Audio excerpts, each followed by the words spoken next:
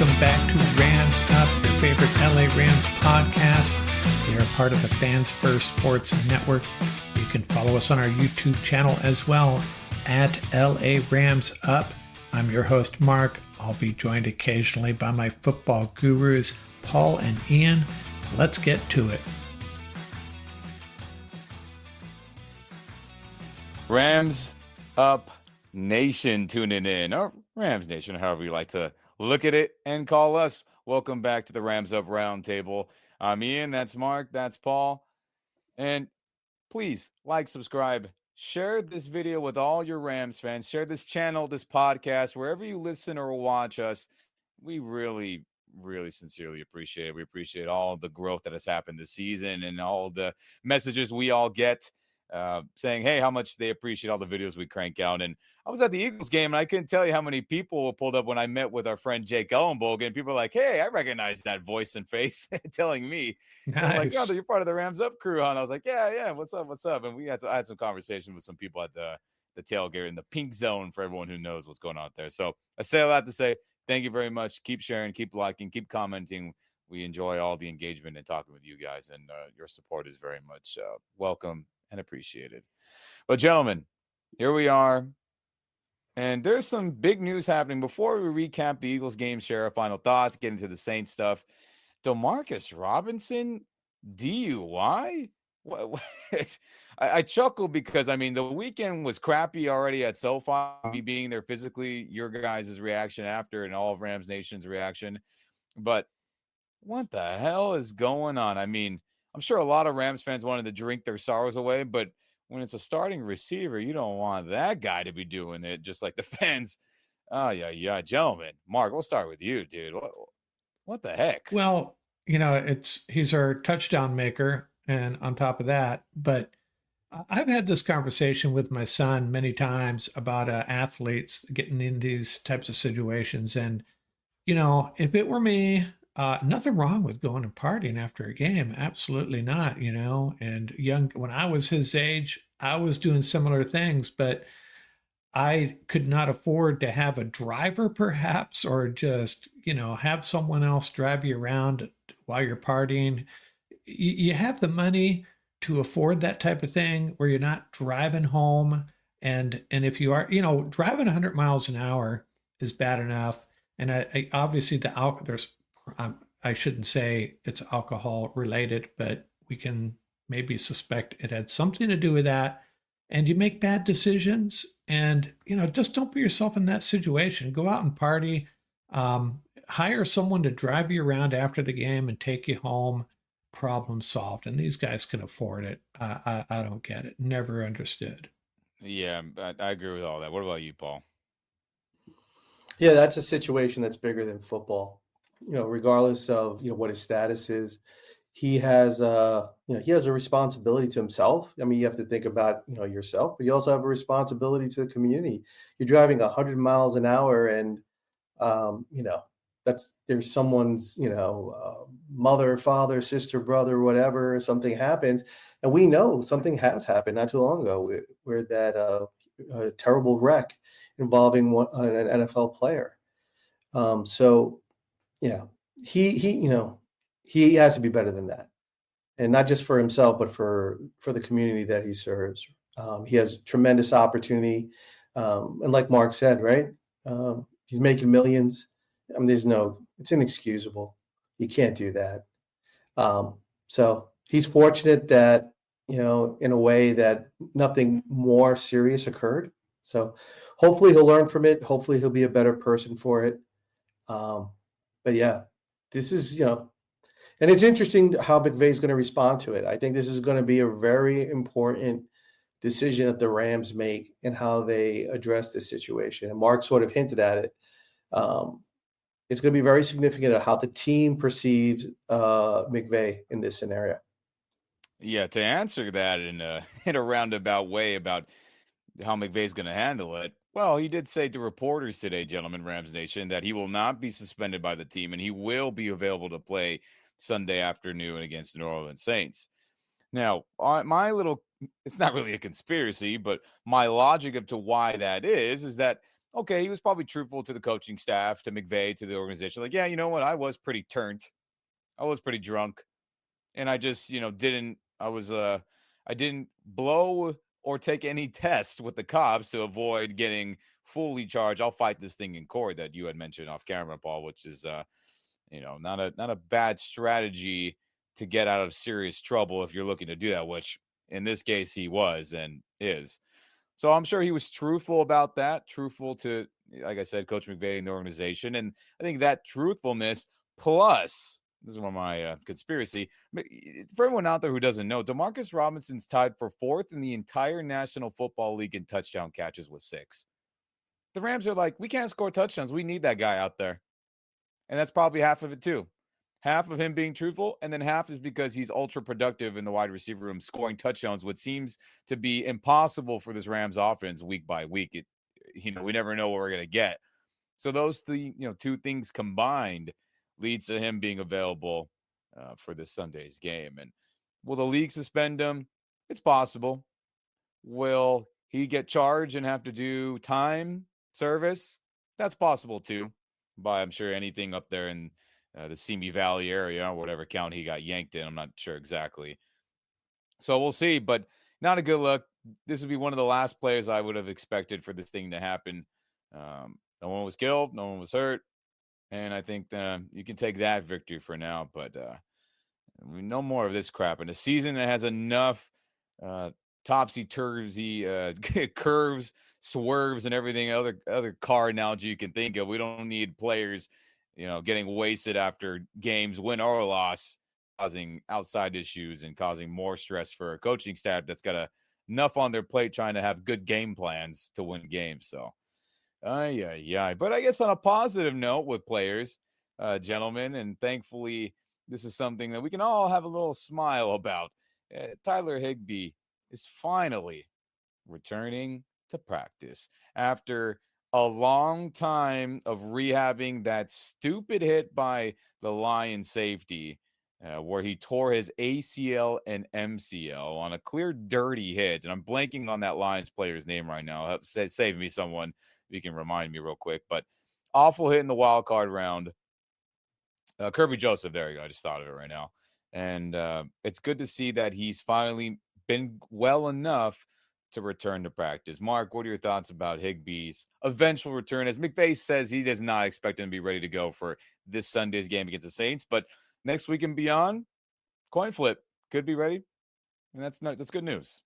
Yeah, I'm actually surprised at this point that he made the comeback. He's getting up there in years, but man, I am so glad he did. I've always been a big Tyler Higbee fan. Now, I don't know what's going on with the Rams tight ends that they have. Paul has some interesting stats on that. We're just not utilizing them, and I don't know if it's the game plan or McVay and Stafford don't trust the crew we have, but it's been bordering on pathetic, the production we've gotten out of them. And I'm not blaming the players. I can't really explain it, but Tyler Higbee coming back is going to be a big lift for this unit. And probably someone's going to be, looking for a job in that tight end group, unfortunately. But yeah, Tyler Higbee he's a proven commodity.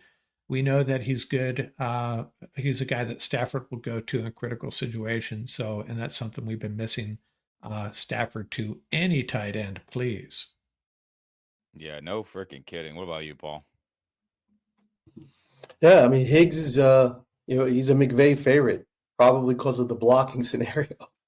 And he does when he gets the ball downfield, he is known to knock some bodies. But the bottom line is that was a vicious injury. So how far along he is, it's just absolutely, like Mark said, it's amazing. Kudos to him, and just modeling the work ethic, modeling that will that for this season has been really absent from this team. The work ethic and that will to win is really something that's been absent. So I can see why McVay is excited to have Higbee back, and Stafford's going to be excited to have Higbee back. So hopefully it works out. Higgs gets back into the lineup before the end of the season. Yeah, and it seems like Colby Parkinson would be the first odd man out, as Davis Allen and Hunter Long get more playing time than him now. So Another F on the free agent signing, like we've talked about many a times here. No bueno, but hopefully he comes back and will be somewhat close to himself. As we know, these big time ligament knee injuries, Achilles, it takes a long time for players to feel like themselves. And I'm not saying that because I'm guessing players say that all the time. It takes quite some time. Why don't you ask Odell Beckham Jr. and others how long it took for them to feel good after tearing their knees up? So good news there on Tyler Higbee. But gentlemen, before we get into our final thoughts of this really not good, embarrassing, you could consider, loss to the Philadelphia Eagles, which damn you to all those freaking analysts out there who predicted that, because they were right. And I was hoping that they would be wrong. And But we'll start off with the negative, then we can lean back into some positive and then bounce back and forth from there. But Mark, who is your negative player of the game on the Rams side of things? Who was a player that you saw, watch either live, replay, highlights, where you're like, that dude did not show up to play and it was a big reason why we lost this game the way we did? Who is that for you? Well, let me start by saying that all last season, I was so thrilled with the play of our rookie left guard, Steve Avila. And he was nasty. We saw plenty of tape of it. He was putting guys on the ground, and he was just the dream left guard for this running game that the Rams were developing. And I know he got hurt, comes back, and we haven't seen it. I haven't seen it. And partly on the real time viewing of the game. He's obviously, he's just not getting it done. And then you hear the grades, Pro Football Focus grades, commentary on Twitter, just more evidence that it was a disappointing performance by him. And he's going up against some good players in the Eagles, but I just wanted more. I expect more out of him at this point, and we need him. We need him to step up badly. I feel like right the last couple of weeks, the only offensive linemen that have been stepping up are Dotson and Alaric Jackson. Yeah, Bo Limmer, I think, also had a down game, but yeah, Avila's got to step it up. Yeah, that's a great choice. He was awful. A couple moments that were good, but overall, he was awful. Paul, who is your player that didn't show up in your eyes and was a big reason why we lost? I'm going to have to can't really single out a particular player. I mean, this collectively was a horrific game. I mean, you and I both watched the film, and we were just like, I mean, at some point you can't even watch it; it's so bad. But I got to hang this one on the coaching staff. From the first series, offensively and defensively, even though they were moving the ball, but I would say defensively, especially from the first series, I was just perplexed. I mean, everybody coming into this game knew what the focal point should be. Stop Saquon Barkley. And I, for the life of me, cannot understand what the game plan was. I said it at the rapid reaction, and I'll say it again. After watching the film, I'm even more confused as what they were trying to do. Offensively, I mean, there was that series, 3 back-to-back, 3 and outs, which I think were huge because it left the defense on the field. And I think that contributed a lot into wearing them out a little bit. But, I mean, honestly, I still stand by my position offensively for the Rams. I know the fumbles were tough, but you got to stick with the ground game. And they were moving the ball in the air. I think they could have taken it at the Eagles' corners. And the underneath stuff was there all game. We've been saying it for weeks. The underneath stuff is there all game. There is no reason to have Stafford take those hits. It's there all game. And more importantly, on those half rolls, he was getting out there and he was throwing dimes. And it was when he was sitting in the pocket like a statue, when he was, he was a target. When he was moving around, he was throwing dimes. So there was no cohesiveness in this game plan, and that's why it fell apart in the second half. They kept it close in the first half, but then you saw it just come apart in the second half. Yep. Couldn't agree more. And I'll share my thoughts right now on who's my negative player of the game. And I'm kind of also going to cheat a little bit too, like Paul there, where, man, the whole line was just awful. Now, there's a couple players on the O line who weren't bad. And I'm sure one of you guys will share your thoughts on that shortly. But as a whole unit, wasn't good enough. Run game, crappy, other than a couple times. Pass blocking, crappy. We got our own linemen running into each other, getting confused on simple stunts. And it just is like, oh my goodness, guys, this isn't any crazy twist that the D linemen are doing here. And you guys are running into each other like a cartoon. Not good. Backups, not even Jalen Carter and others, Grams. There was backups you would consider. Well, I mean, who are starting in this game for the Eagles D line, who are mauling a Steve Avila, mauling a Bo Limmer, mauling a Warren McClendon, who I get as a backup. But, unfortunately, we got the Lions and Arizona Cardinals game version of Warren McClendon, where he just was flat out not good. That, and then I'll also combine this with the offensive game plan. Because at a certain point, and I'm going to keep hammering this thought and this notion till I'm Rams blue in the face. All right, everyone? The playbook sucks. The offensive playbook sucks. Half the league runs a version of this West Coast modern offense where you want to say it's a Shanahan offense, or you want to say it's a Holmgren offense, or whatever the roots of it you want to go to. Half the league runs it. All the coaches that have left Shanahan with the Niners, all the coaches that have left us, all the coaches that have left with LaFleur, and whoever else. It's everywhere. So you have to be more diverse. And I'm so tired of it, gentlemen. I'm going to read off some things to you real quick. We ran 11 personnel 99% of the time this game. We only ran 12 or any other grouping one time in this game. We ran 0 jet sweeps, and we only had 3 runs that were different other than inside, outside zone, or duo this game. Unacceptable.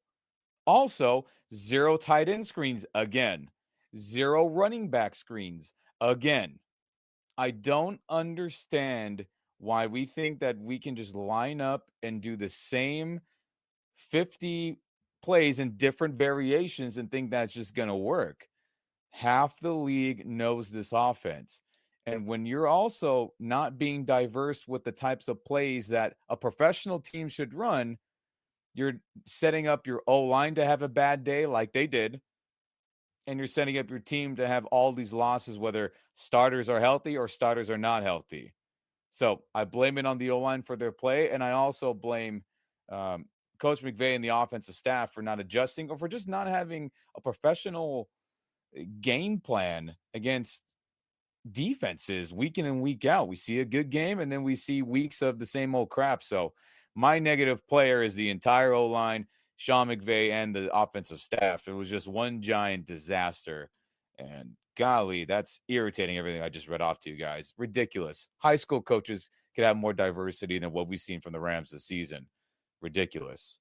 So with that said now, we'll dip our heads, our Rams horns, into the positive.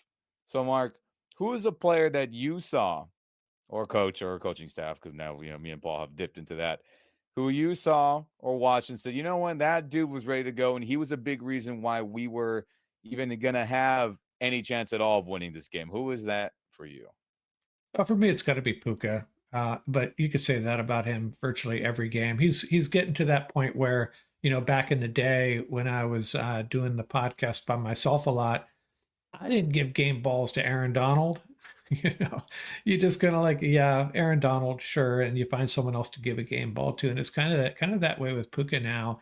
He is a warrior. You can tell this game means a lot to him. Every game, every snap means a lot to him, and he plays with such physicality. And he did it again. He had a couple of catches that would have been just incredible, and he just missed them. But the effort's there, and he still yards after catch every time. Great hands, great blocking, great performance. Yeah, and to that, I'll read the stat. Shout out to everybody watching on YouTube. LA Rams PR, who always has fun stats to crank out during the game or after the game, they say here, via X, formerly Twitter, wide receiver Puka Nacua surpassed 2,000 scrimmage yards in his 23rd career game. He is the 5th wide receiver in NFL history to reach at least 2,000 scrimmage yards in 23 games or fewer. joining Charlie Taylor in 20, Bill Groman in 21, our old Super Bowl champion friend OBJ 21, and Charlie Hennigan in 22. He is also the 5th Rams player to reach 2,000 career scrimmage yards in 23 games or fewer, joining Hall of Famer Eric Dickerson, Jerome Bettis, Hall of Famer, Lawrence McCutcheon, a great number 30 running back people forget about before Todd Gurley, and then Todd Gurley himself. So Nakua is he's that guy. Great pick, Mark. And Paul, who is your player that you saw after watching the film, rewatching the game, sitting on it, sleeping on it, that you said, you know what, that guy showed up and was ready to play for that game and helping them possibly get a win? And before I nominate that player, one other positive, we were all talking about it, all those positive posts on X. Shout out to the Ramley out of the pink area, representing hard. That's what's up. But I'm gonna go with K-Dot. K-Dot was doing work, especially early in the game. He and Limmer, when they had Carter on their side, they were just shutting it down.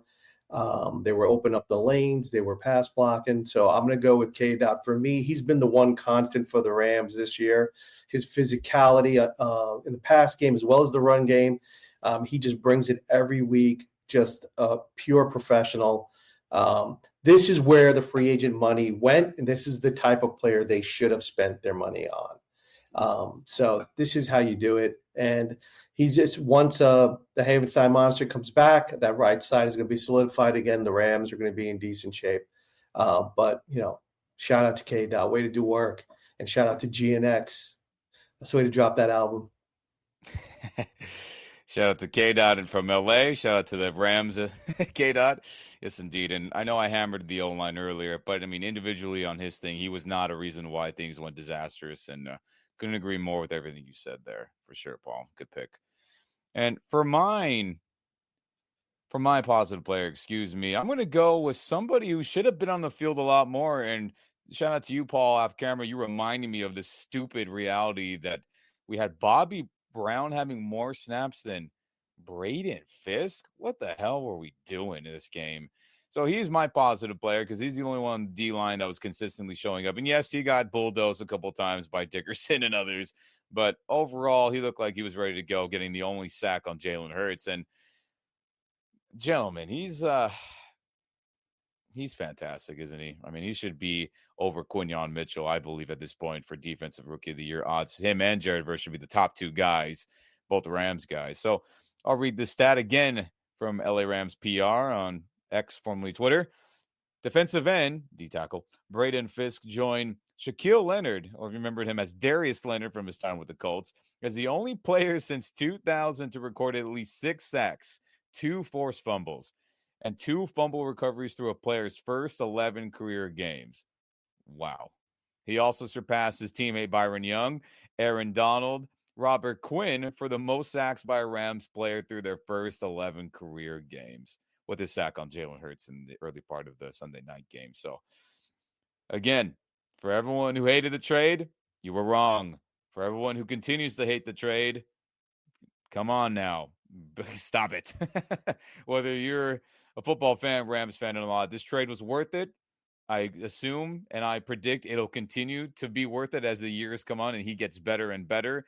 But if you're making history like this and you're surpassing Aaron Donald, who won Defensive Rookie of the Year at this point in the season, holy crap. So he's my positive player of the game. And there's others on defense I think showed up.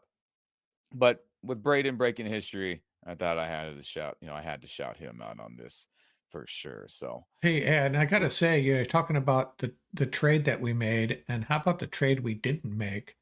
That trying to go up and get the Murphy that ended up with the Seahawks. That was actually a blessing in disguise, I think, because if we had made that trade, I don't think we have Verse or Fisk. Yeah. I mean, think about those, alternate timelines where we could have experienced and be living right now with you guys tuning in, or the alternate timeline where we make those big Carolina trades, right? Give up the farm for Burns, give up a lot for McCaffrey. So a lot of the trades that didn't happen have benefited the Rams greatly. So I appreciate the aggressiveness, my Snead, the McSnead combo, but a lot of their missed opportunities have been better for the Rams. And I'm grateful we live in this timeline where we get to enjoy the young guys kicking ass. So, with all that said, the positive, negative of our player picks of the game, gentlemen, we got to go through your final thoughts on this Rams 20-37 loss versus the Eagles on Sunday Night Football. It's the last time we'll talk about it. We got to move on, just like the players and the coaches and the organization does. So, Mark, what are your final thoughts on this crappy loss in front of the nation? Yeah, it was a weird game in that as we watch this, the first, couple series, like I'm thinking the Rams are going to do this. The Rams have what it takes to beat this team. And then the fumble, and then that late touchdown by the Eagles, and we just kind of fell apart after that. And I was kind of embarrassed watching this game, national television, and we just don't play well on national television. It seems like, and I just wanted to put the game in the rearview mirror. Interesting. I react to these games a little bit differently. I know a lot of people say I was so stressed. Oh my god, I was so bummed out, and I got over it pretty quickly. I didn't find it nearly as stressful as those games where, some of these other games we've had that go down to the wire.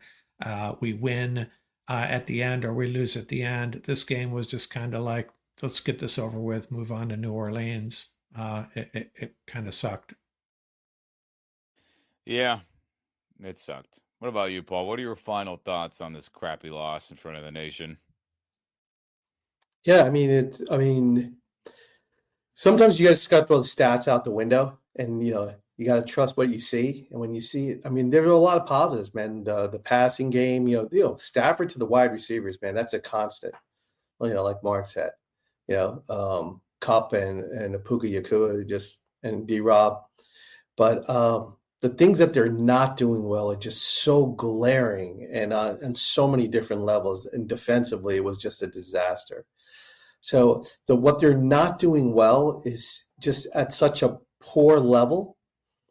And what they are doing well is really reserved to one or two areas, and the running game was going. And I know that fumble was tough and the second one was tough, but you got no chance. You got no chance if you don't stick with the running game. And that's what happens. You can't lose confidence in the running game. And I'll say it this way. If Puka Yakua drops the ball, they don't stop the passing game. So why is that philosophy stuck on the running game? So they're definitely that's an interesting scenario. I think there's a definite bias there, leaning, and that's okay because Stafford had a great game. If you look at the numbers, he took some vicious hits, but what they're not doing well is so glaringly bad that it just corrupts everything else. But there are definitely some positives there. But the one thing that was really upsetting to me was the lack of physicality. And I said it before the game. I said, the Eagles are going to throw down the gauntlet. They want to see if, because it's right from the Detroit game. Detroit gave everybody the blueprint, 2 games in a row, the playoff game and that week 1. Cardinals followed up right after that in week 2, threw up 231 on the ground. So, it is what it is. But that the lack of physicality is what really stood out for me. Yeah, no bueno on that. And I know I started getting a little angry when I was going through my negative players of the game and coaching staff, and that'll teeter into my final thoughts here. The game plans just were stupid. Lack of play diversity, like I stated earlier. Same old stuff over and over and over again. The facade of us being a running team is in full display, right? All the investment you make and yada. And we know Jonah Jackson didn't work out, but what a lie that was to all of Rams Nation that they were going to be a run first smash mouth team. What a joke. This team drop back passes more than anybody in the league in terms of play design. I don't know about passing in total, but in terms of passing concepts, it's all 5-step, 7-step, deep developing plays. And I get it. When you have Stafford, you got to give him a chance to sling it, and he can sling it. But that shouldn't have been the identity of this team as it continues to be since week 1 and beyond. Nothing has changed, and that's why we are where we are with the record. And we're just, luckily the whole West sucks in a grander scheme of things. So Really unfortunate. Defensively, how many players played over others? Terrible idea, as we talked about Braden getting less snaps than others. Like, what are we doing here? That Darius Williams had a rough time, but I can go down swinging if you put our best corner on their best receiver. And if he gets us, then he gets us. And that happened a bunch. It was just one of those days where an all-pro receiver beat up on a Pro Bowl-ish level corner, and that's what happened. Unfortunate. But like Kobe Turner said after the post game, that they were switching up defensive schemes to, hopefully play better against the Eagles. They should have just kept what they were doing, what was working. And that's another coaching failure that I know you've elaborated a ton, Paul. And it's just, this team's just mid. That's really it. This team's mid. If they finished with 10 wins, which is the goal that needs to happen for this team to get in the tournament, which I'll be shocked if they do it, but it's in them. They have the teams or the players to do it. I'll believe it when I see it. But this team is just mid, for everyone who uses that term or likes that term. Or if you don't like it, that's what this team is. They're just mid. Coaching job this year is mid. Player execution level is mid. And that's what we saw against a good team. Mid versus good. You get an ass kicking like you saw on Sunday night. But on a positive, shout out to everybody that I talked to in the Pink Zone tailgating, everyone who recognized me, everyone who shouted out Rams Up podcast here. So I appreciate that, and I'll hopefully be there for a couple more games coming up soon. But those are my final thoughts. And real quick, Eagles fans outnumber the hell out of Rams fans this game. I don't care what anybody says. 50-50? Nah. 60-40 if we're being generous. Eagles over Rams fans. And there's a lot of Eagles fans that flew out from Philadelphia that I had conversations with. So I get it. Avoid the winter time coming up in Philadelphia. Come vacation out here in SoFi. And many have elaborated that point in the Rams universe. So I won't go into details. But don't kid yourselves. That was not a home field advantage. And that had a factor into the outcome of the game. So those are my final thoughts, gentlemen. Man, oh man, I can't wait to just move on like the Rams players have to do. But before we do that, you know how we got to get into it, Paul? We got to talk about your building blocks, or should I say your stumbling blocks. Yeah. And a perfect segue, Ian. Who is the Rams' second leading rusher in this game? Well, we know Kyron Williams was the leading rusher. Who was the second leading rusher for the Rams? Just talk about your lack of commitment to the running game. Matthew Stafford. He had the same one carry for 15 yards because Blake Corum had one carry for 5 yards. So if you add this up, the Rams had a total of 18 rushes in this game. So the score pretty much reflects that lack of commitment to the running game. So as everyone remembers from Ram Nation from last week, we did the building blocks, and I had pretty much wrapped it around three things. I said the tackling was going to be crucial in this game. The physicality was going to be crucial in this game, right? And the rush defense was going to be crucial in this game. And it wasn't just specific to this game. And so that's one thing I want to point out is that we have been saying this from the beginning. We have been highlighting the glaring deficiencies on the defensive side of the ball. So this is not just a reaction to the Eagles game, but this is just in the totality of the season in terms of what has happened. So let's just take a look at it. The Rams gave up 312 rushing yards to the Eagles. 312 yards. So if you say that one more time for everyone out there. 312 rushing yards. Awful. There are teams that don't have 312 total yards in a game. And so the Eagles had 312. So if you take Saquon Barkley, right, he had on his own, if you include rushes and receptions, he had 300 yards. He was averaging 10 yards a touch. 10 yards a touch in the game. For the one player that the entire game plan should have focused around to stop, he had the game of his life. So immediately, that's a major issue. But this is just not an anomaly, like everyone may think. This is not an anomaly. They gave up 231 to the Cardinals in week 2. They gave up 163 to the Lions in week 1. And they gave up 130 and change to the Niners. They have given up this year 100 plus rushing yards in 9 of 11 games. They've given up 20 or more points in 10 of 11 games. So this is nothing new for this defense. This defense has not played well all season. The part that is frustrating to me, which is why I lean towards, really sort of pointing the finger at the coaching staff, is if you look at the number of plays that the Rams have that are quality players in the defensive unit, this is not sort of like, oh, we have a barren unit. This is actually a very talented unit with rookies and established veterans. And to play at this, just ineffective level is just inexcusable. So let's take a look at some of this for a second. In this game, they had 312 rushing yards allowed, 15 missed tackles. If there is a theme for this season, it has been the atrocious tackling that has just been the hallmark of this defense since week 1. 0 takeaways in this game. And we had said one of the building blocks is have to generate more takeaways. So you put all this together, the dominance on the ground, the missed tackles, the poor D-line play when it comes against the rush, the poor gap discipline.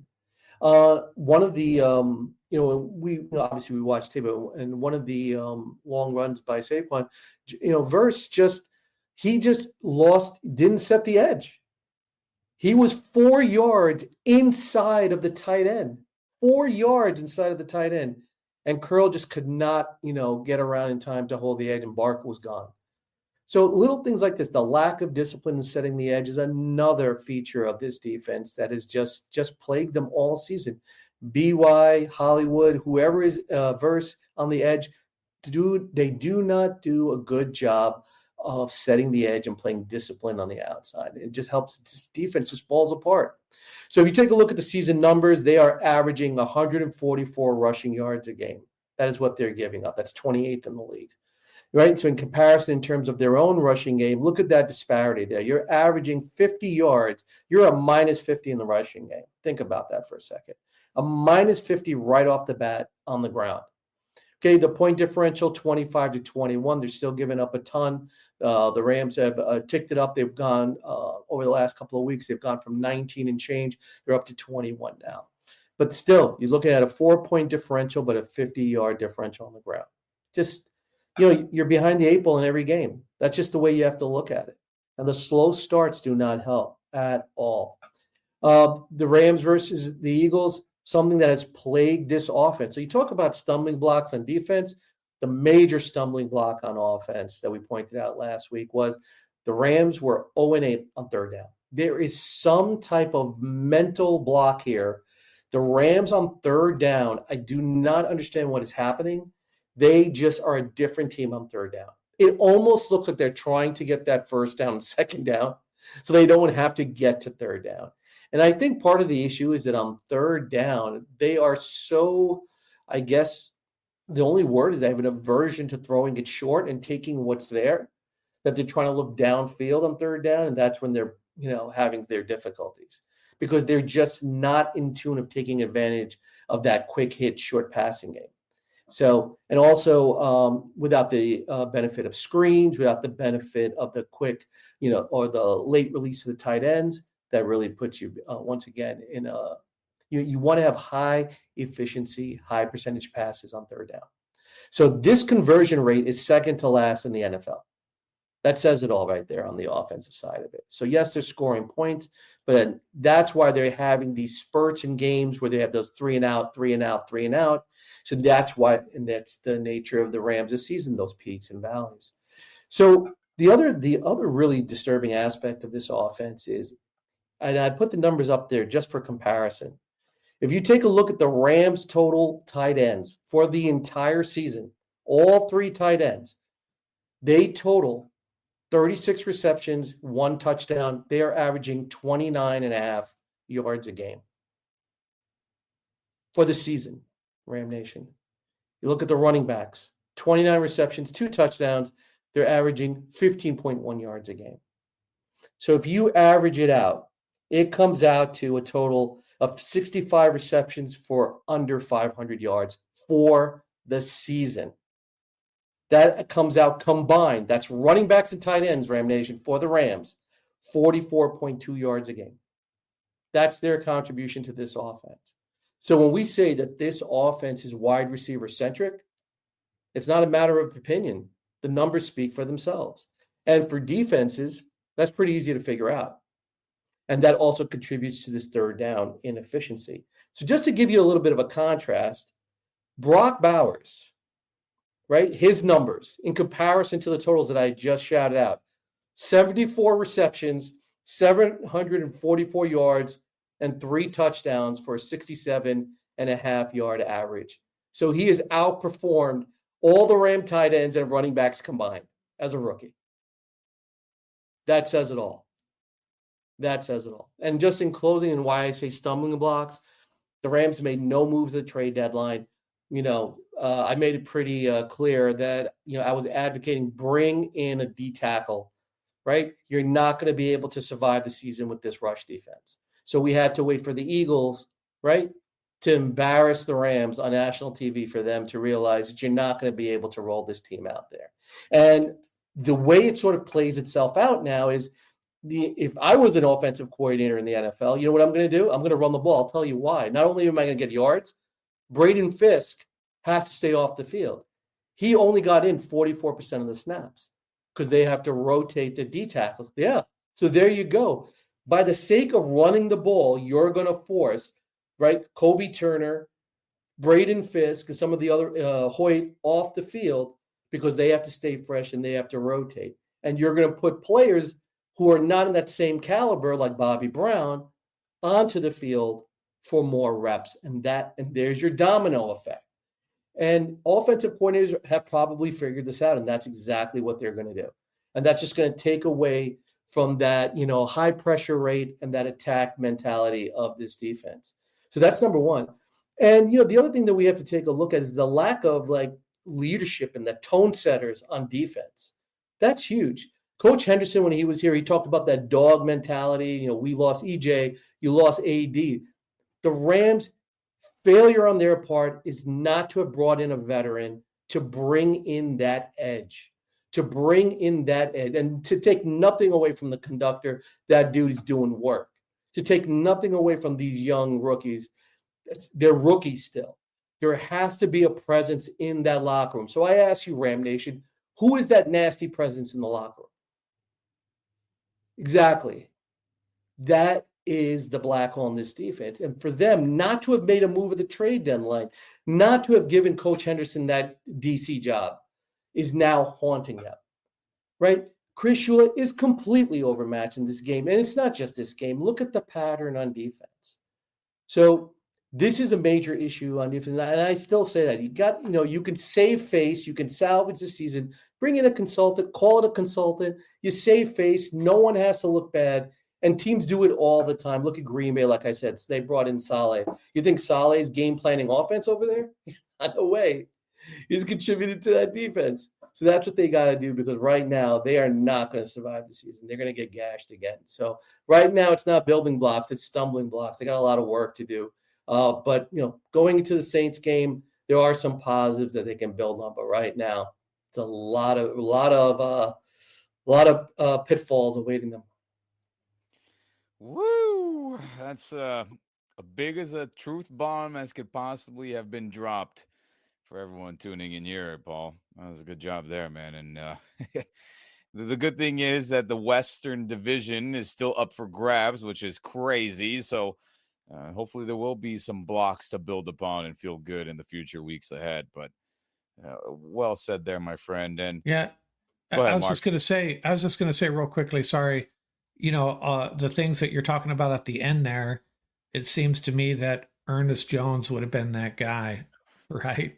Yeah. And so one of these days we'll figure that out. And now he's playing good for our rival in the Seahawks. Right. It's just this has been so many offseason things that have just totally screwed this team. It's why we are where we are. But where are we headed? Well, gentlemen, we're going to go play the Saints in the afternoon in week 13. That's where we're headed to. Got to move on, learn from the bad, improve upon the good. And that's just any team has to do that, and especially this Rams team. And gentlemen, we'll go through real quick the history between these two teams, wins and loss. since the year 2000, as we like to do, because this head-to-head that we have, it's pretty dang close, truthfully.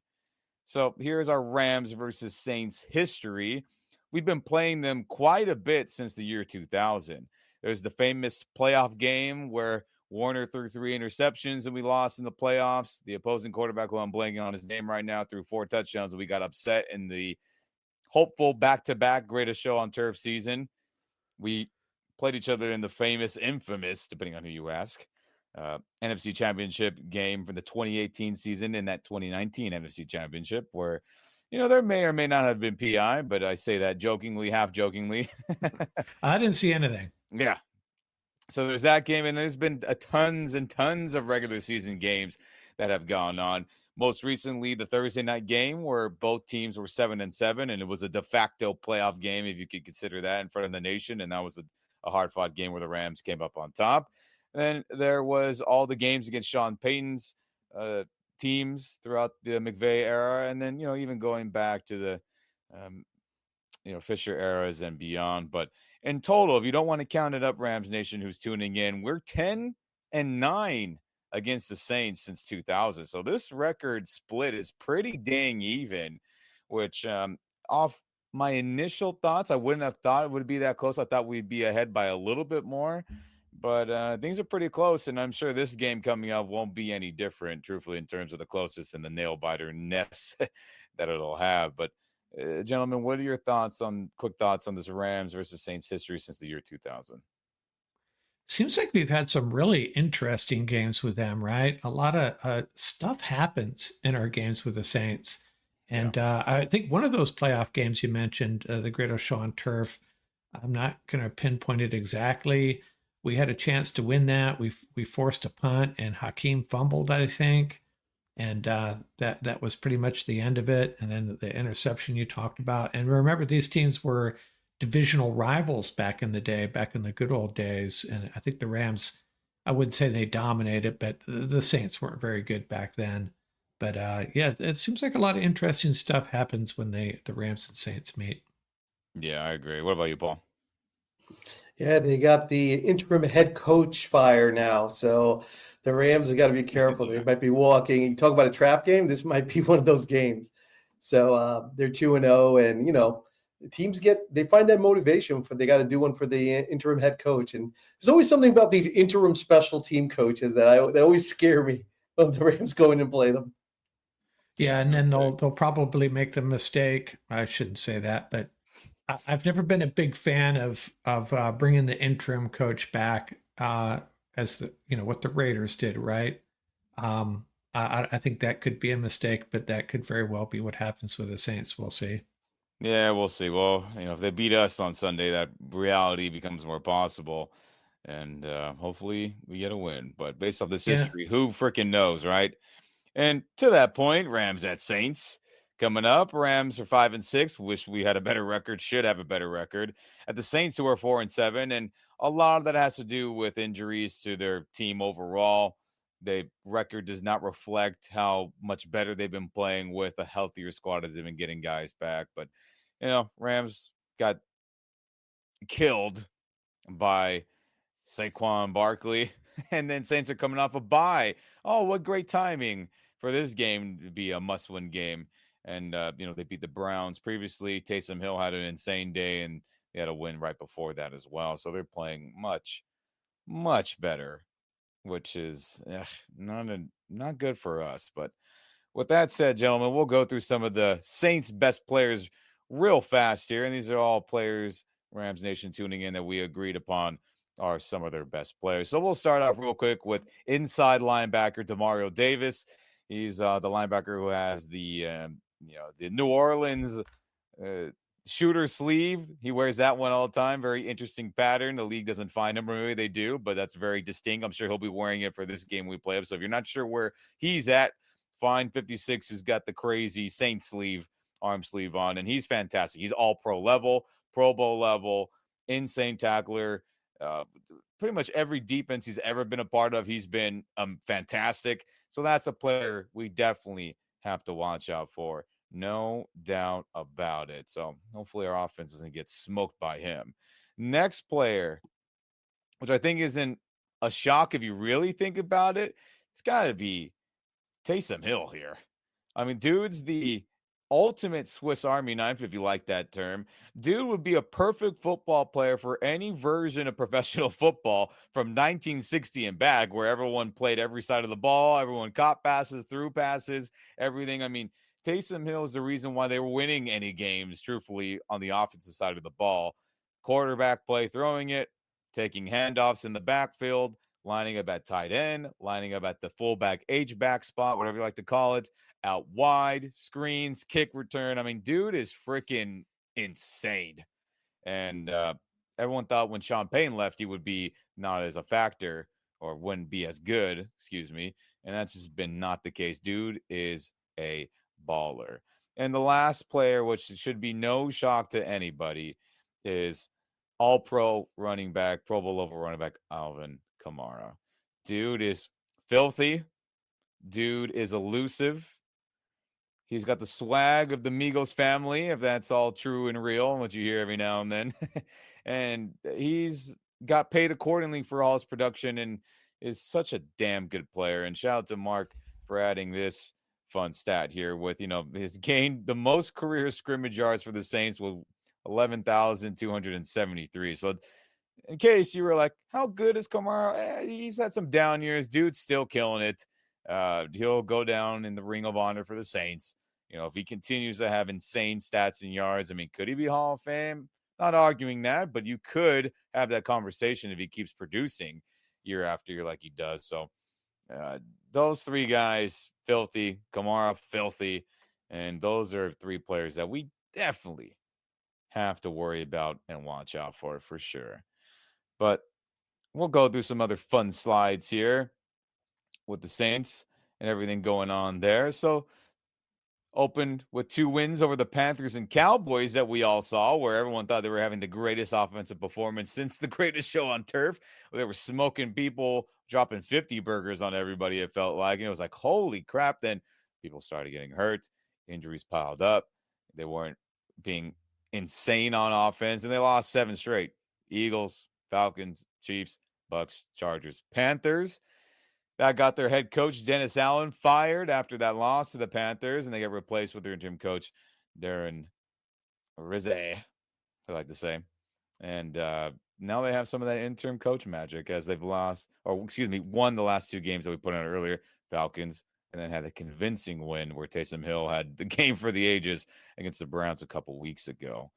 So, not a great time to be playing this team, knowing about it, but some of their offensive leader stats. Derek Carr missed a lot of time with an injury, but he's got 218 yards per game, 13 touchdowns, 4 INTs. Not bad for missing those 3 games. Kamara, we talked about, pretty dang good. And, the situation hasn't been the best this season, but he's still producing, in my opinion. Taysom Hill scoring touchdowns anywhere on the field. Kamara being their leading receiver. Olave and their other guys have just been getting just so dang hurt. Olave's got concussion issues. Their speedsters, all the wide receiver spots have had season-ending injuries. It's been pretty dang brutal for them offensively with all the talent that has been dipping, which is why they aren't scoring 40-plus points a game anymore like they were earlier in the season. And I know it says Eagles defensive leaders. That's a typo on our end. Apologies. But Brian Breesy and others on that D-line are playing pretty dang good. They've got 4.5 for him, 5.5 there. Demario Davis has 79 tackles. Tyrann Mathieu, you can't forget his all-pro, Pro Bowl level days. He's still playing good. Paulson, Adebo, 3 INTs apiece for both of them. I think that secondary is playing pretty dang good as a whole. And here's some other fun stats with the Saints offense. So yards per game, a lot of that skewed with the earlier games, but they still are producing 11th. They're rushing. They're a top 10 unit. Doesn't bode well for us, as we've talked about. 217 yards passing per game, more bottom tier due to injury and their quarterback play being 24 points per game, not bad. They've had a lot of big, score games as we talked about. And Saints defense, I know the yards per game looks very, very ugly, but outside of their games where they haven't had good quarterback play and their defense has been on the field just all the dang time, right? When Spencer Rattler isn't out there underperforming, they've been exposed to a lot. But when things have gone well, they played pretty dang good. So some of these defensive stats, them being on the bottom tier, are misleading based off what I've seen from the film, truthfully. And our offense is meh. We pass a lot, but shocker, we don't win much. So whoop-de-doo that we're ninth there. Everything else is bottom tier. Rams defense, as Paul, pointed out earlier, everything's pretty much bottom tier after multiple games of just being just smoked. And not the greatest. But before Yeah. we get the keys to victory, I just anyone wanted have to thoughts on say, this? Yes, please. yeah, I just wanted to say, we are actually climbing the ladder in our defense yards per game given up passing, but that's what happens when the opposition runs for over 300 yards. So Yeah, it's brutal, dude. Absolutely brutal. And before we get to those keys of victory, let's take a look at the total team as a whole really fast. So we have the offensive starters for the Saints, and these are who is currently available, right? Marquez Valdez-Scantling coming over from the Bills, where that didn't work out. He's starting to produce for them. All their other offensive linemen who have been playing much better in recent weeks. You got Foster Monroe, the big tight end target. Taysom Hill, tight end, but pretty much everything that you can line him up as. Carr, Kamara, they do use a fullback from their time. With Sean Payton, they still have him deployed. Adam Prentice, if I'm saying his name correctly. Sorry about that. And then defensively, a unit that, again, doesn't get much respect, but in my opinion, has some pretty dang good players. I believe, leading off with Demario Davis here, as I pull this up real quick. You get Demario, Tyron, Will Harris, Kool-Aid McKinstry, if everyone remembered his time with the Giants and other places. Willie Gay, Pete Werner, Cameron Jordan, who's still there. Feels like he's been playing my entire life. And then you have all the others, Chase Young, Carl Granderson, Kalen Saunders, Nathan Shepard. I mean, a unit that can play good football and has been playing good football against teams with some decent offenses that they've been facing. So, we got some things to worry about, gentlemen, in my opinion. So, it seems like Matthew's been around for 2 decades, I swear. Yeah, heck yeah. But that's all that real quick about that Saints team. But let's get to the keys to victory. What the heck do the Rams need to do to win this freaking game? We pointed out their best players. We showed the stats. We pointed out their roster and how things are skewed and maybe not representing how good they actually are, despite some big injuries to their offense. We'll start with you, Paul. What are the things the Rams need to do offensively and defensively and special teams that will lead them to a victory in New Orleans on Sunday afternoon? So before I go into that, first thing, shout out to Darren Rizzi, the interim head coach. He has his roots in northern New Jersey, so shout out to Beast Coast. Also, he does have a connection to the Rams, right? But the Rhode Island Rams, because that's where he did his college studies, and he did a little coaching there as well. Cool. But also shout out to Beast Coast, Rutgers. He was a special teams coordinator 2003 to 2007. Always got to rep the Scarlet Knights. So, so one thing I will say about this is that the New Orleans Saints are a physical team. We talk about some of their top players. You can take certain elements of what should have been the Philadelphia game plan and keep it in place for this New Orleans game. Have to stop Kamara.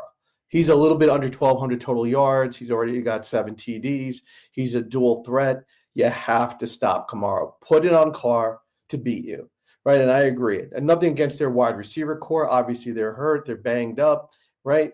They're thin. Force them to beat you, right? Make them go to what they do second best as opposed to what they do best, right? So if they get out to Kamara and Hill's a physical player. That's the last thing you want, particularly with these Rams tackling situation. The last thing you want to do is him getting the ball out in space and running people over.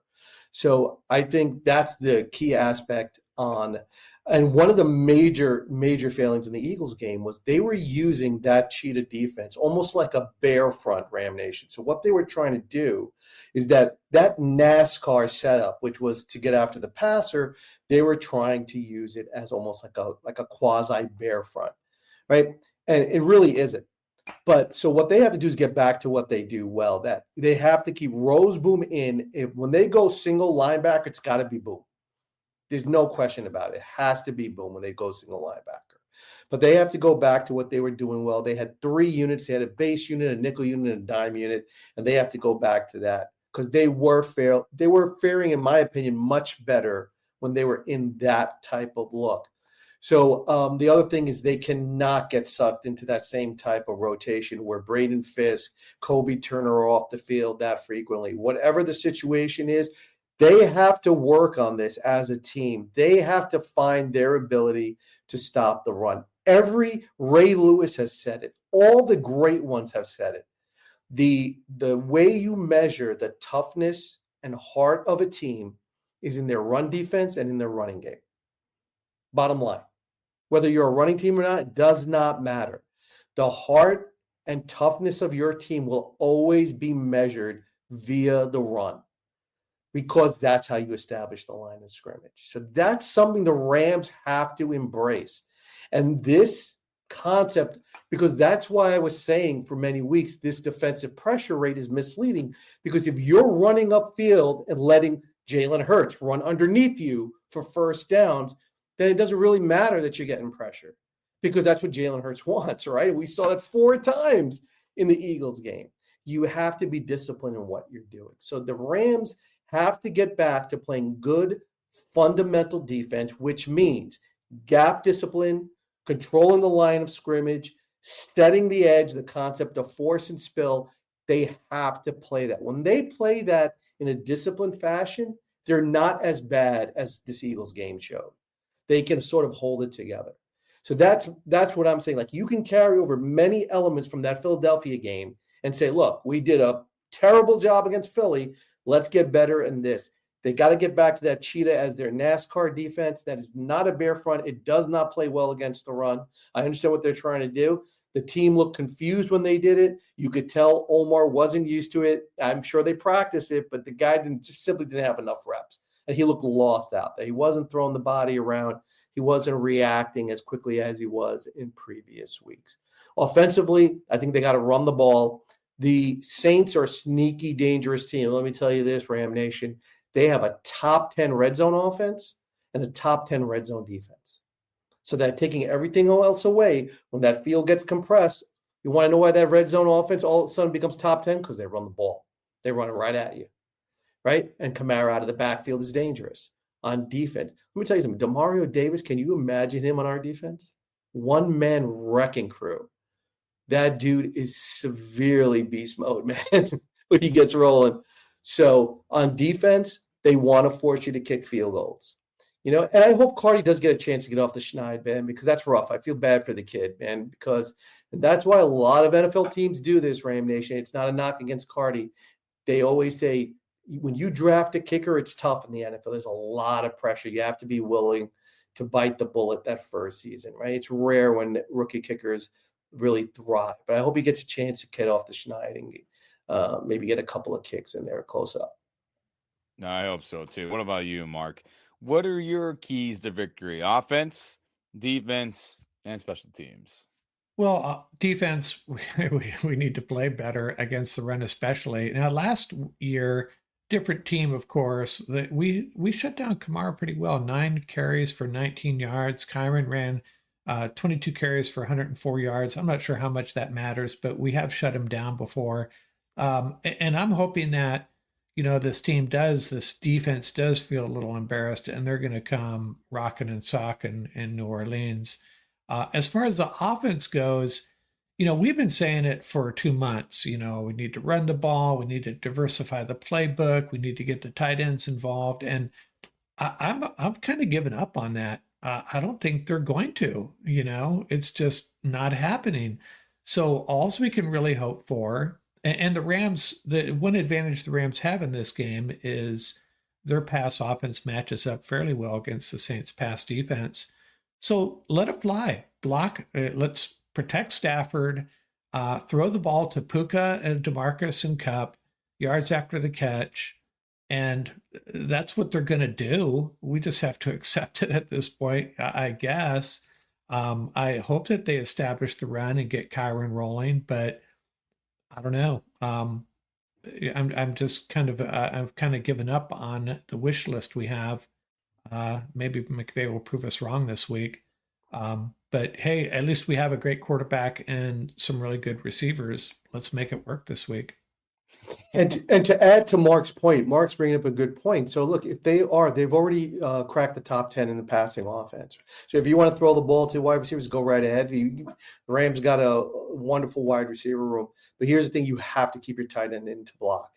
Right? The Rams are very lucky Stafford's season did it, and Graham could have absolutely ended his season. Right? So, and what's interesting, Graham actually had a season-ending injury in that Ram game. He tore his pec. So he didn't even finish the game, but he could have cleaned Stafford's clock. He came in right around McClendon, and he took it easy on him. So thank you for that, Graham. But they have to help McClendon. They cannot leave him naked like that. He is struggling against speed rushers. He's a great run blocker. To me, I think moving forward, he's going to be a great guard depth for them. At guard, that kid will definitely play well. No question about it. But they cannot leave him on an island. They have to keep the tight end into block. And if they're going to do that, they got to get Kyron out into the route. So to be that fourth receiver. You brought up a good something that we haven't talked about. Are we expecting Havenstein back for this game? No. Well, I'll get into my keys based on some of that knowledge. So McVay said that it's more likely than not that Havenstein should be ready to go, but is he going to be 100%? If I had to bet money, you're not off an ankle. You might be good enough to play, but are you feeling good to anchor that foot in the ground and drive people away from your quarterback and drive people into the dirt on run plays? Not so sure about that. And then on the injury report, we see Alaric Jackson didn't practice due to some foot injury of some sort. So we're ways away from getting the final, like, are both of them going to play or not?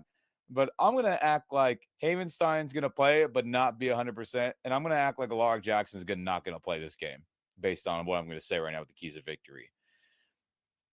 To your point about wishful thinking, if the Rams don't do this wish list that I've been very angry about for 2 months, like you mentioned, and we've been pissed off about, they're losing this game. No doubt about it. They do not be diverse like the 49er game, if they are not diverse like the Vikings game, if they are not diverse like the Patriots game, isn't it a shock that all those games the Rams put up serious points when they were diverse in the playbook, different personnel groupings, all that stuff that I've rambled on about? If they do not do it this game, they're not doing Jack Tilley squad on offense unless the O-line magically pass protects beautifully all of a sudden, which what have they shown us to make us think that that's going to be the case?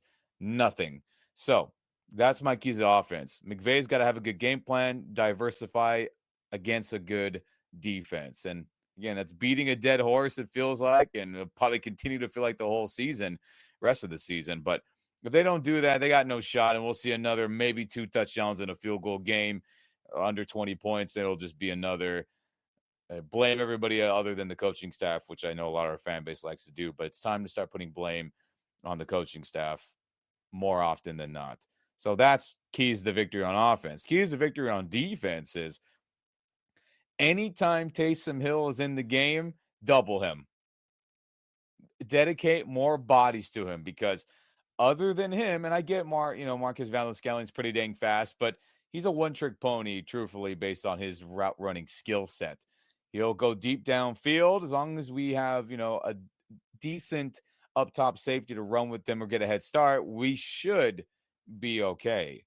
Everything is about Taysom Hill right now, and Alvin Kamara, of course, but they're kind of one and the same in terms of their production and the But because Taysom lines up everywhere, wherever he's at, he needs to be the focal point of stopping. Out wide, tight end, wildcat taking the snap and running it from there. I mean, wherever he's at, he needs to be doubled, because he's the guy that'll torch us in the passing game, receiving, and any other trick play, anything like that. So that, and then, of course, Kamara stop his running ability as well. But I think Taysom Hill is the key to beating the Saints defensively. If he has a decent day, we're in bad shape. If he has a great day, then forget about it, right? You get blown out like the Browns did a couple weeks ago. So that's key. And then special teams, I need to see better punts from Ethan Evans. I mean, the last games, it hasn't been bad, but I haven't seen that booming leg we've seen in previous weeks or even last season. So I definitely got to see him pin the opposing offense way back into their territory, more than what we've seen these past, month or so, truthfully.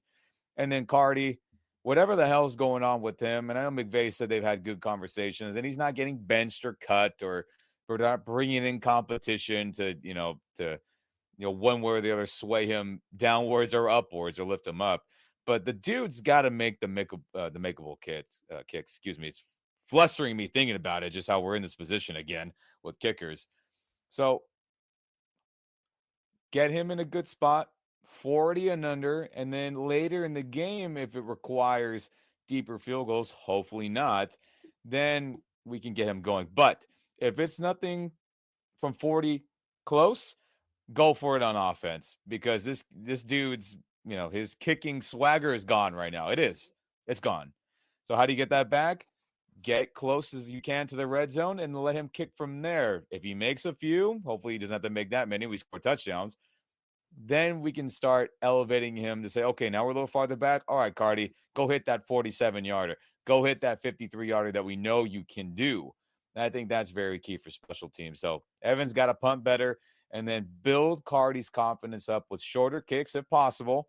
And then if bigger ones are needed later, then you can summon him to hit those as the confidence boost. But God, gentlemen, I feel like it's the same crap every week and we just don't see changes. Or we do see a change and we're like, yes, this is what needs to happen. And then the next week we completely fold on it and we don't do it again. But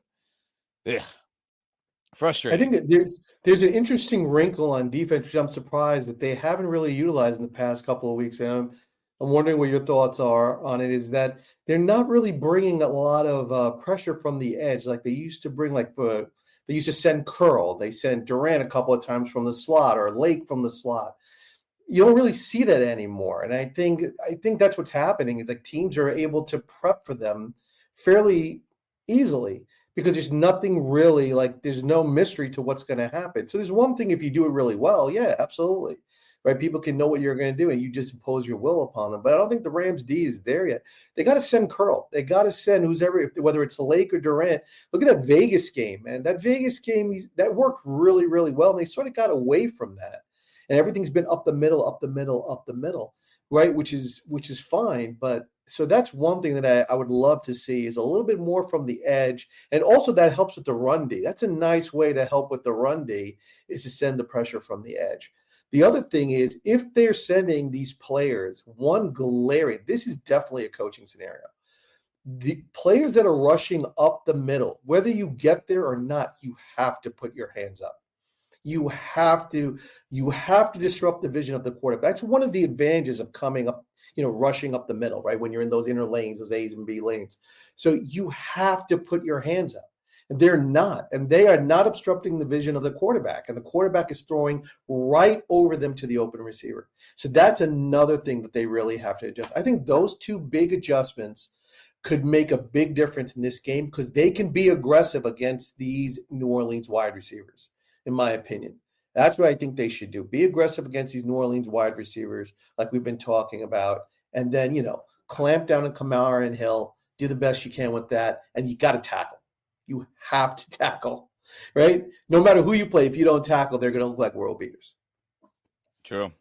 Very, very true. And with that said, Rams Nation, as the keys to victory seem to be the same very often around this channel, but Rams aren't doing it. Shocker. They continue to lose and look bad, and it feels like every other game.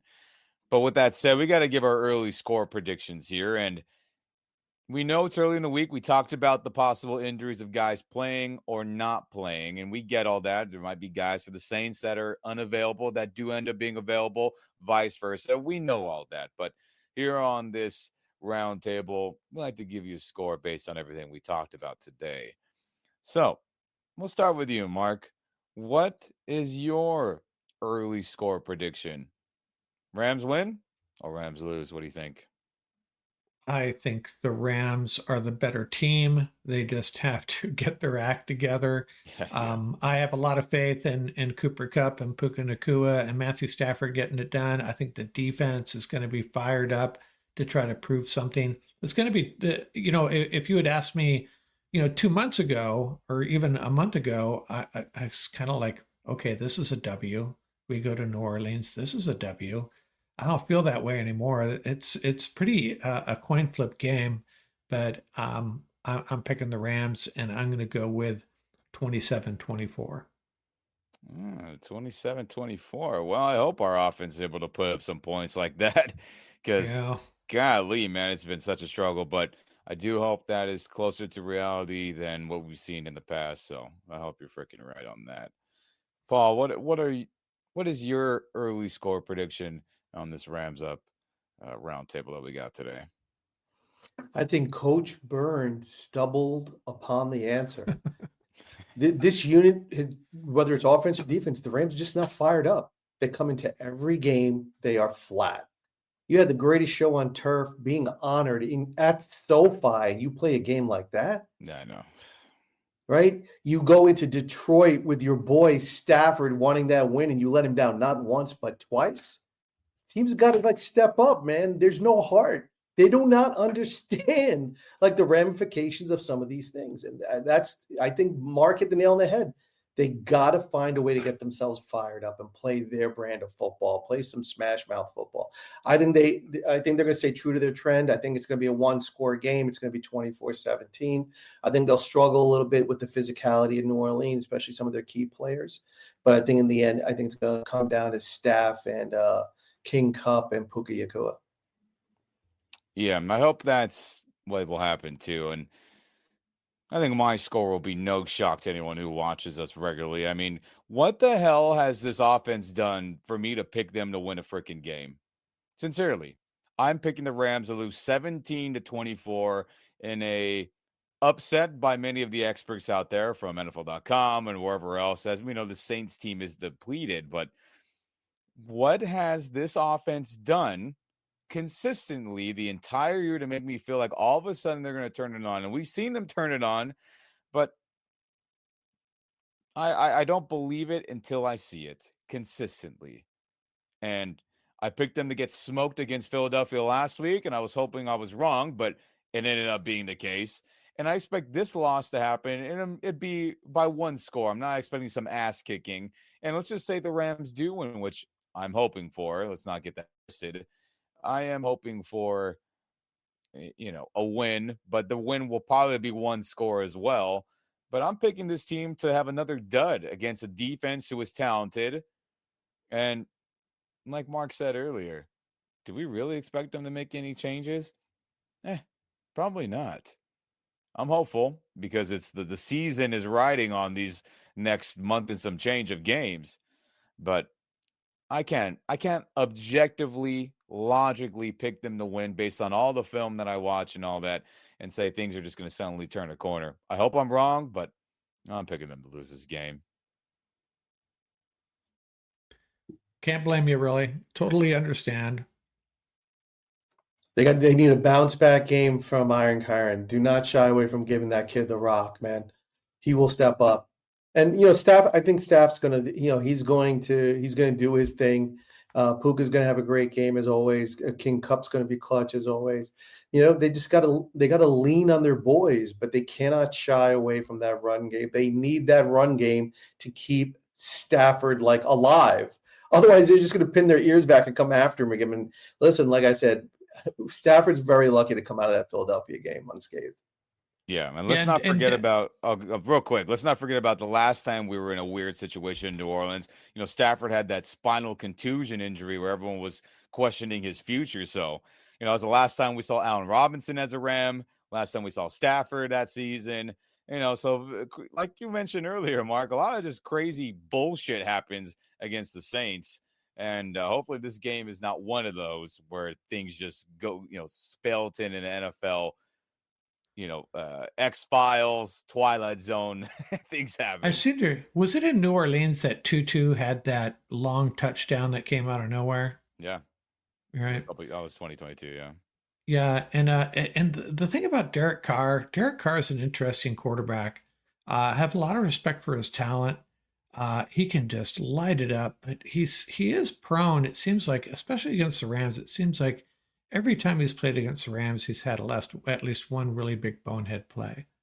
So maybe he'll commit another one Yeah. Sunday. I'm hopeful, Rams Nation. I'm hopeful because we all know what's at stake. A playoff spot, this core of Rams players sticking together or not based on this game and beyond. But it all starts with one, as we know. Win one, then we focus on the other and win that one, and so forth and so forth. Is it doable? Absolutely. Can they do it? I believe they can. Will they do it? Well, that's why we watch the games and hope hope for the best. But man, oh man, gentlemen, before we get out of here, Paul, any last thoughts? Keeping with the theme of the greatest show on turf, the Rams are going to the home of Marshall Faulk, right? Channel that energy. For those of you that know Ram Nation, he used to work in the Dome, and he used to sell concessions. And he said he was terrible. He almost got fired a couple times because he would watch the game and not sell anything. But you're going to the House of Faulk, and so be inspired, play like a star, play like the baller that he was. So come together as a team and show some Ram pride. Yeah. What about you, Mark? Last thoughts? Hey, just one last comment on Turkey Day, my favorite holiday. Make sure you enjoy it, be safe, have fun. We have a cool little Thanksgiving quiz for you, Rams related Turkey Day quiz for you, popping up in the morning. My son will be at the game in New Orleans, so I'll be getting reports from him. He's going out there for the boys' weekend and catching the game with his buddy who's a Saints fan, and another guy who's a 49ers fan. They're dragging him along for some reason. And but yeah, just enjoy your Thanksgiving, and we'll have a post game reaction after the game. Yes, On we Sunday. will. Yes, we will. And welcome again for everyone tuning in late. Rams Up Roundtable with me, Ian. That's Mark. That's Paul. We're the Rams Up crew. And we very much appreciate all the likes, subscribes, shares, and continue to do that with all your fellow Rams fans and football fans out there. So that'll do it here. We're hoping for a Rams win against the New Orleans Saints on Sunday afternoon. And hopefully everyone has some good Turkey Day leftovers they can eat up watching a hopeful Rams W, like the former Saint Jameis Winston, let's say, is going to eat those W's up. And I hope we can eat some of those up in New Orleans too. So that'll do it here. Thanks for tuning in. And we're hopeful for some good news on that post-game reaction on Sunday. Peace. Family is everything. Shout out to the Ram fan. All right, out here.